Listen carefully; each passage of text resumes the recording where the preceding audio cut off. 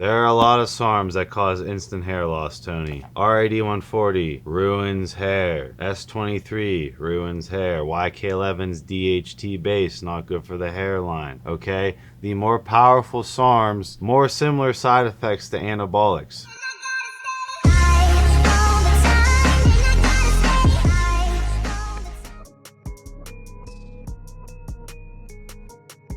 What's up, everyone? It's Russo. I hope everyone is doing well. Please follow my Instagram at Russo Lifts, just in case something happens to this YouTube channel. You can follow, message, and you can watch my daily story content on Instagram. I'll see you there. What is up, everyone? It's Russo. I hope everyone is doing well. ASMR sip is some 1907 water. Check out 1907. They hooked Russo up with a case. I'm going to be going over my official sponsorship with 1907. Sadly, my main Instagram went down just as I got my sponsorship, but shout out to everyone who DM'd 1907 and got me the plug. I do want to say this is a sponsored ASMR sip. Everyone hating on the ASMR sip?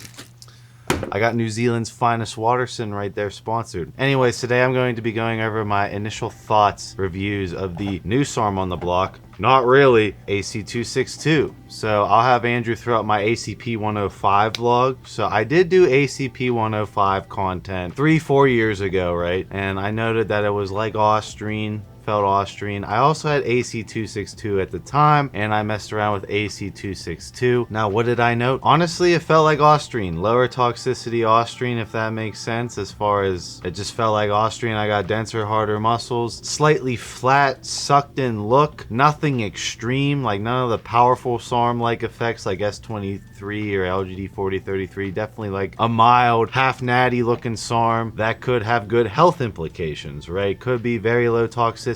I messed around with it for like a week or two and then ended up going with ACP-105 to complete my experiments because I was getting a harder and grainier look off of ACP-105, but I was dosing it higher. Now, I was on the phone with Tony earlier this week discussing content and shit, and he brought up AC-262 if I ever played around with it, and that jogged my memory to make this content. He did want me to look into his video he made on AC-262, so I wanted to check it out for you guys and react to it. Overall, just my general thoughts in the first 3 minutes of this video. It's similar to Austrian, potentially less side effects than Austrian as far as liver toxicity goes.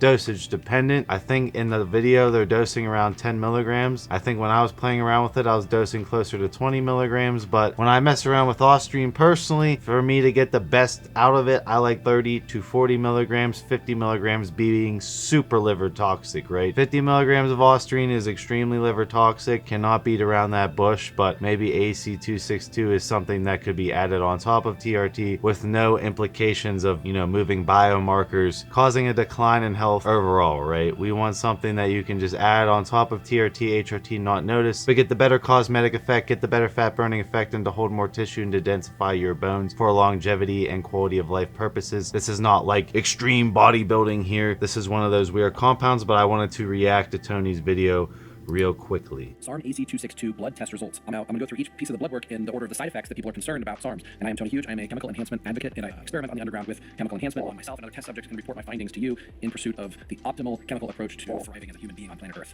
So first is testosterone. This is also 60 days apart. So this is 10 milligrams of AC-262 taken first thing in the morning.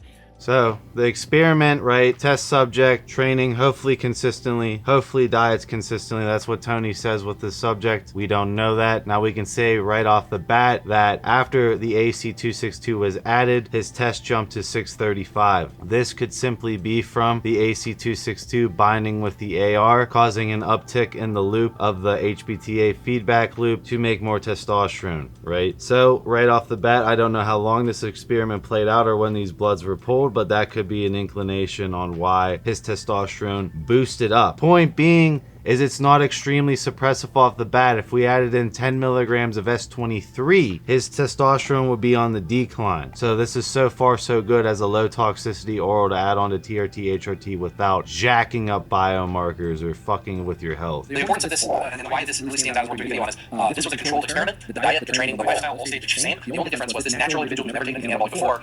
Okay, so apparently he's completely natural and he's been training good. So we're adding in 10 milligrams of AC-262 AC-262. So I could see with a natural athlete why the hormonal axis would act the way it did as far as boosting the testosterone, because there's something binding with the AR. The HPTA is not smart when you first start adding in exogenous androgens, and it might crank up at the beginning but suppress later towards the end of the cycle. So we don't know for sure. Remember in my pseudo gyno on SARMs, I'll have Andrew throw up a video, right? I talk about in that video, like, gyno normally occurs on the SARMs only cycle at the very front of the cycle, because you are booting your natural testosterone off the AR, causing an influx of free testosterone, which could then boost your regular testosterone for a while, which suppression could occur over time. I am going to throw that dig and caveat in on Tony's experiment. 10 milligrams of SARM AC-262 every morning. I told him to take it every morning because my theory is that way the blood levels of it are lower by the early morning, late night hours when our body produces natural testosterone, so it would have minimal impact on natural testosterone production.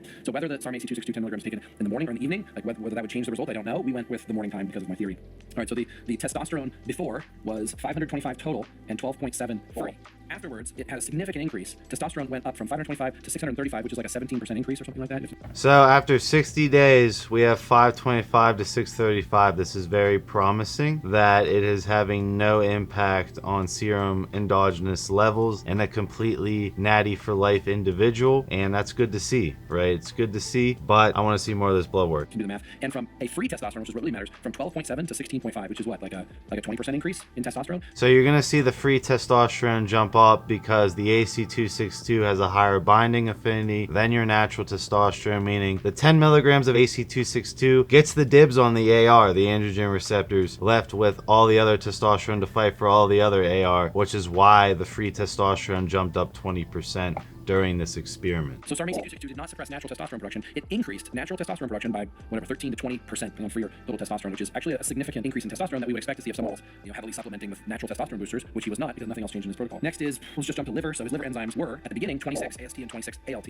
Now we would expect if something is liver toxic to see these increase, but instead we saw them decrease. So somehow, some way, the SARM AC-262 or some other variable actually created less toxicity on his liver. So for someone to say that this SARM is liver toxic when the blood work results not only showed no effect, but the liver actually regenerated even more, had even less liver enzymes. Exact opposite of what people would have you believe. Cholesterol went from, this is overall. I overall agree with Tony in the efficacious dosage of 10 milligrams with AC-262, similar to dosing 5 to 10 milligrams of ostrine. There's virtually no impact on liver toxicity. However, if we are scaling AC-262 up for bodybuilding dosages, we might see the tables turn, but it's awesome to see for a low risk cycle that this is all checking out a-okay. Cholesterol went from 205 to 213, a slight increase in cholesterol. But triglycerides went from 65 down to 60. HDL cholesterol, which is what we're concerned with most, HDL cholesterol started at 57, ended at 57. No change in HDL cholesterol from 60 days of SARM AC. That's really promising that after 60 days, AC-262 did not nuke the HDL, aka good cholesterol, right? Again, if we replaced AC-262 with something like S23, RAD140, you would see your lipids start to get raped after 60 days. This is great to see as far as, a health profile for AC-262. AC-262, 10 milligrams per day. The next is LDL cholesterol. Went from 138 to 139, which is virtually no increase. So pretty much we could say it had no impact on cholesterol and no impact on the liver, and so far also a huge boost in natural testosterone production. Gamma GT is another test for the liver. Enzymes, the lower the better. Started at 17, went down to 15. Looks like also the liver is healthier after using SARM AC-262 than before using SARM AC-262. Next, all the rest of the blood work. Nothing really changed in the rest of the CBC panel. No impact. Okay, prostate. So prostate, we want a lower number. And SARMs, some of them are developed to actually heal the prostate, to be healthier for the prostate. So that using a SARM makes you healthier than not using a SARM. Prevention of prostate. This is true. Me and Alec and Blunt Biohacking. I'll have Andrew throw up Blunt Biohacking. We have touched on in the past of how SARMs such as S4 can actually shrink and heal the prostate if you're having prostate binding issues. S4 doesn't target the prostate at all, which some universal clinics internationally actually have used SARMs in the past to help shrink prostates faster. So it seems like AC-262 is falling under this category. However, RAD140 binds with the prostate. This isn't for every single SARM. The higher level, more bodybuilding focused, powerful SARMs still present some similar side effects to the anabolic steroids, which SARMs are trying to mitigate all the side effects of anabolic steroids. That's making me think that AC-262 isn't really that powerful, but if we're putting it on top of TRT, it's going to greatly enhance and dry out our look. Prostate cancer. I'm not saying it does all these things. I'm saying these were medically developed for that purpose, and in the blood work results that I see from it, I see liver enzymes go down,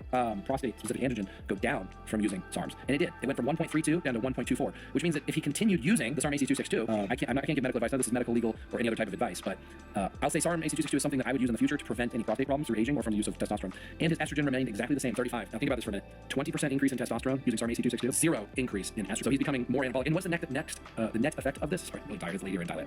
The net effect is he gained around 5 pounds of muscle in 60 days without changing his training or his nutrition. He looks significantly better. His muscles look harder. They look more mature. This is a natural who's never used anything before. And I can see after 60 days, without changing anything else other than taking one pill in the morning, that his physique looks significantly better. Now, he has agreed to come on here and be interviewed and ask any questions, although this situation is so simple and the results are so apparent, there's not really too much to discuss. Nevertheless, he did say that he's willing to be public about this, and I will be in person with him in the future in about a month or so, so I can actually interview him about these things. But my purpose when I first set out in experimenting with SARMs is to replace steroids, as far as all the benefits, without any of the side effects. And for me, that's been true. Now, there are some people out there who say that they've had some liver toxicity from it, or they had some hair loss from it, or they had some acne. I find these things extremely rare, although they do possibly happen in some people that have some predispositions. Now, There are a lot of SARMs that cause instant hair loss, Tony. RAD140 ruins hair. S23 ruins hair. YK11's DHT base, not good for the hairline. Okay? The more powerful SARMs, more similar side effects to anabolics. But with AC-262, with S4, with ACP-105, with Ostrine, not insane, hardcore muscle building SARMs, more like towards the longevity, HRT on top, you know, type biohacking, longevity, quality of life, with obviously enhancing your physique a little bit. I can see Tony's angle. But not all SARMs are like that. LGD-4033 is going to ruin lipids. RAD-140 is going to ruin lipids, right? It's a double-edged sword. Just finish the mass blast where we try to put on as much muscle as possible in the shortest time as possible. And we have to blast the test subjects with huge amounts of chemistry. To do that for a short period of time, not too unhealthy. To do it for a long period of time could be quite unhealthy. But we do it for a short period of time, we build a lot of permanent new muscle cells, and then we shift to just maintaining those muscle cells so that we don't become a slave to the process of having. Like this video if you want me to get Tony on to debate Alec on blunt biohacking over the mass blast. I know this video is going to get some likes. A good physique. So the building of good physique is easy when you have more muscle cells. And so that worked really, really well. But you know, now after we finish the mass blast, some of the test subjects, they want to continue with the steroids. And I would urge them not to. They already built a permanent muscle. The muscle cells are there. You don't need to be blasting the gear anymore. My recommendation is that all mass blast subjects switch to healthier, lower side effect SARMs to maintain the gains. Don't need to be on gear all year round. I don't think that's healthy. But another caveat is I also know a huge amount of people that have been using gear for decades and they've been using it responsibly and they really have no long-term side effects. So I can understand the argument where someone would say, why not just take gear instead of SARMs? That's true. If someone's using gear really responsibly and they're switching between different compounds and they're running a testosterone base and they're using HCG to maintain testicular function or HMG and they're taking DHEA and pregnenolone, like gear cycles could be run for the rest of our lives pretty healthfully. That's the truth. Not what the media would want you to know. On the other hand, did you hear how complicated that sounded when I started talking about all the things you kind of need to run along with gear in order to keep it as healthy as possible? Whereas the SARM, he just took one pill in the morning and for 60 days and transformed his physique with not only no side effects, but his blood work is better afterwards than before. Now, I'm not trying to promote any specific SARM company, or even the fact that you should chemically enhance yourself at all. My interest is making sure everybody has access to actually truthful information so that everybody can make their own informed decision instead of being controlled by the media. The media is intensely against chemical enhancement. But why is that when all the most successful, powerful people that I know use chemistry to give them the edge, whether it's nootropics or performance-enhancing drugs? Okay, this is going into Tony's, you know, philanthropist monologue of, you know, black pill, new world order. We've been there. We've seen that. We're here to talk about AC-262. So to conclude, right, AC-262 from my experience felt like Ostrine, did something, wasn't that powerful. I dosed it up to 20 a day and I noticed a tight, more sucked in look. I referenced Tony's experiment with the Natty for Life guy jumping on 10 milligrams where his blood work looked honestly better after the experiment, after 60 days, right? So that's just proving it really doesn't have any impact on biomarkers, if not an improved biomarkers. And that goes really against what you'll see in mainstream media of, you know, the SARMs are destroying everything. If used responsibly in efficacious dosages, you reap the rewards of why millions of dollars are spent developing them. Longevity, better bone density, and guess what? Everyone has a muscle wasting disease called aging. So you're preventing that, right? Your muscles deteriorate less. You can hold onto your muscles in a caloric deficit. You're relying on the synthetic androgen to keep your natural testosterone on, right? And that's where AC-262 really steps in there. It seems to be no impact on your gonads after 60 days at an efficacious dosage. So pretty much AC-262 is all the benefits of what SARMs are supposed to be on paper, but not the extreme results of steroids, right? Not the extreme results. But if you're on TRT, HRT, and you're looking for a low toxicity oral, something like a low dosage Anavar, something like Ostrine, or something like AC-262 would aid in your physique, aid in your quality of life, and not jack up your biomarkers like putting in Tren or Equipoise or something very hardcore that you're gonna have to spend all this time trying to mitigate your blood work back to normal, or something like AC AC-262 just slots right in there and doesn't really seem to cause that much, you know, variables as far as what you have to fix after 60 days of messing around with it. So it's awesome to see that the information is still getting out there about SARMs despite all the misinformation trying to combat it. Obviously, you got to draw your line in the middle because it does fall in the middle, and I did touch on both sides in this video, but AC-262 is something to look into if you're looking for something that's low risk profile like Austrian S4 but could yield some results on TRT, HRT. I will see you guys in my next video.